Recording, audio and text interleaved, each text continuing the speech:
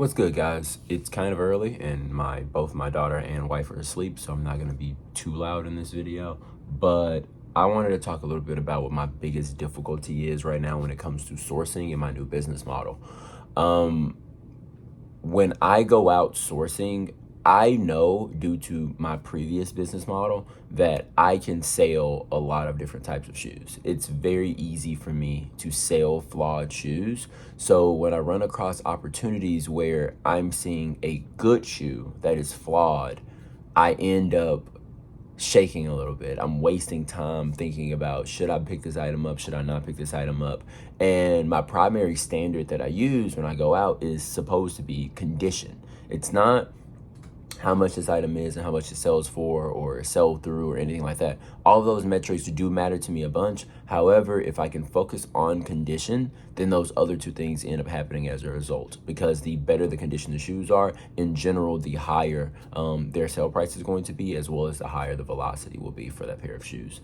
So I was at the store yesterday and there were 4 pairs of shoes that I'm going to talk about in this video that had me shaking. And when I looked at the data on each of those pairs of shoes, I shouldn't have spent nearly as much time worried about those shoes as I did. But they all had condition flaws where they were either too stained. Basically, 2 of the pairs needed 3 of the pairs needed like OxyClean baths. And then, well, technically 1 of those 3 needed me to hit it with they had those grass stains across the midsole. And due to those grass stains, I was like, man, I don't know. I might be able to get this out. I might not be able to get this out. But if I can get this out, then theoretically I can sell this for, $20, $30, maybe $40 or something like that, depending on, how good I can make this pair look. And then the other pairs, I don't actually have a setup that is capable of getting rid of deep stains. So I would need to go to the store, buy some OxyClean, soak those shoes probably overnight or something of the sort, and then give them a good scrub and see if after that process was complete, do the shoes come out looking the way that I want them to. And I've never, tried that before, because usually I'll either just let them be as they are and, just scrub them and go from there, or I would, I would list them in whatever condition that they were initially. So the 4 pairs were a pair of New Balance. We're gonna do them one at a time. So the pair of New Balance 1540 V2s, women's, they were a women's pair that were white and green. It's a white and green colorway, and the tread was relatively worn down. It wasn't damaged in any way. It was just, you could see there was some wear in the tread. The tread was not perfect. There were signs of wear on it, and the upper had significant stains. We're talking brown spots on the upper, which means that it's going to take a very, very deep cleaning to clean that shoe. And in my head, I was thinking, well, if I can get these are a pair of made in USA New Balances. If I can get these clean, I can sell them for $40, $50 or something like that. But when I looked at the actual comps for New Balance 1540 V2s specifically, from what I'm seeing on Terapeak right now in the last year, I can't see the total amount that are sold, but the amount sold per day ranges between 3 to 12 a day. So they don't sell that often for V2s, or at least when people put that in the title specifically. On top of that, they don't sell for that much money either. They have an average sold price of $25 plus shipping, which is great, which is fine. At the store, that pair was $5.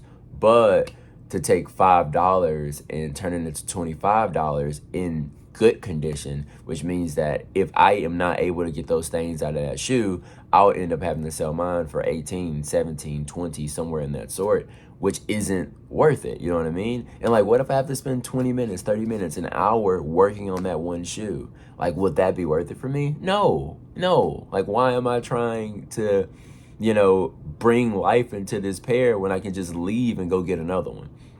And then we had a pair of Nike Air Precisions 2s, which I think I already talked about, didn't it? Did I talk about those already? Yeah, those are the ones with the grass stains or whatever. And those grass stains, I said one of the 3. Yeah, that was the one of the 3, the Nike Air Precision 2s. Now, there are comps out there that are selling for $35. There are comps out there where someone sold them for $60 recently.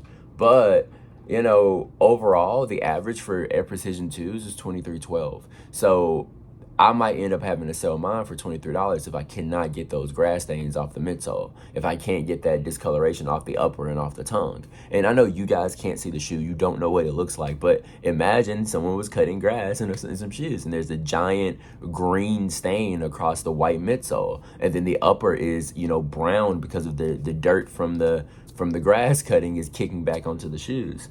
So even if I can get them clean, they're probably gonna have that green tinge on them. So like, I'm out here stressing over a pair that I might sell for $20. I might sell for $25. And I think the price on that pair was like $5.95 or $8.95, something along those lines, but probably like $5.95 based off the fact that I was making this decision at all.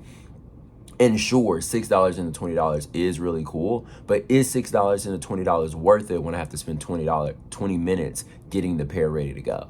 You know what I mean? It just doesn't seem like it's worth it for me. And then the next pair was a pair of Hoka Arahis.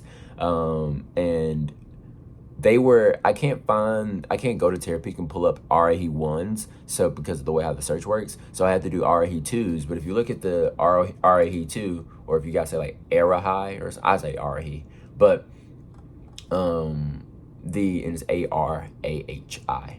But that brand, like, they're selling sparsely, very sparsely. We're looking at, one sale every week or something. I don't know. It's ridiculous. Like, we're when it comes to the women's pairs, we're barely seeing sales at all. So, and those sales the average is $32.81, but that's for a better model than the model I had. And the problem with this pair is the midfoot and heel were broken, dude. Like the tread right here, like this is the midfoot of the shoe. The tread right here was completely broken up. Like one shoe was missing this tread piece, and the other shoe, the tread piece was broken. The heel down here was worn down as well. It was obliterated, But I was like, man, I can probably sell this pair of shoes for $29.99. And if I accept an offer for $20, $25, that'd be a $5 shoe into 2025, which isn't bad. It isn't bad. And I'm confident I could do it. However, that's not my condition standard. That's not my standard. So I had to walk away from this pair of shoes, because if I make that exception in this scenario, then won't I also make that exception in other scenarios?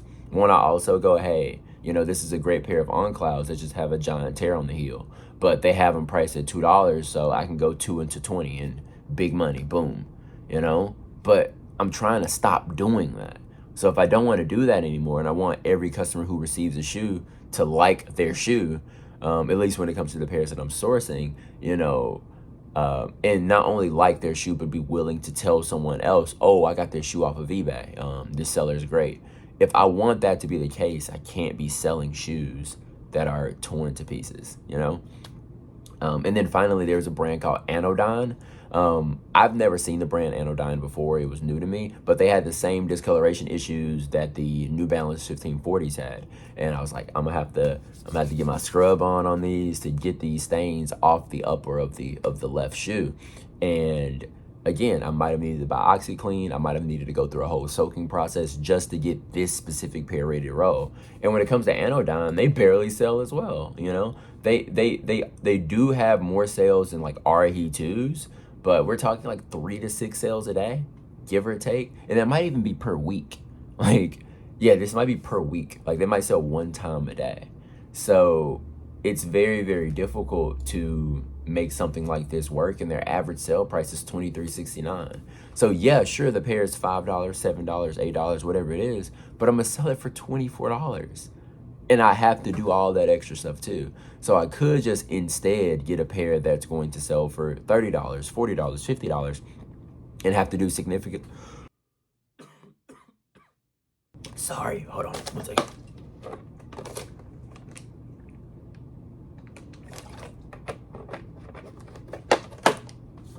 Okay, sorry.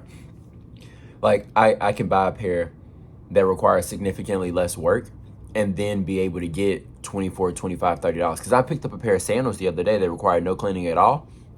I just took the sticker off, and as soon as I took the sticker off, I took the photos, listed it, it sold the next day for $24.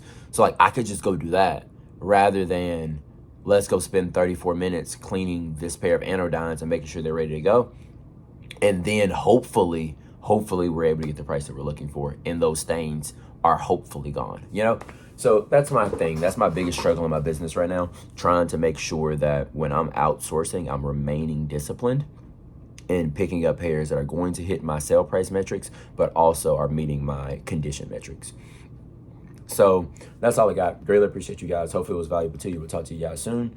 If you guys are struggling with anything, let me know. And also, I meant to tell you guys, sorry that my voice is going out. Like, it's early in the morning, and I usually don't talk this early. But I'm trying to see if I can get it to focus. We're at 1,300 subscribers, guys. Look at that. Look at that. There's 1,300 of you guys now. I really appreciate it. I'm glad you guys are here. Hopefully I'm providing videos that are valuable for you. And if so, we'll talk to you soon. Peace.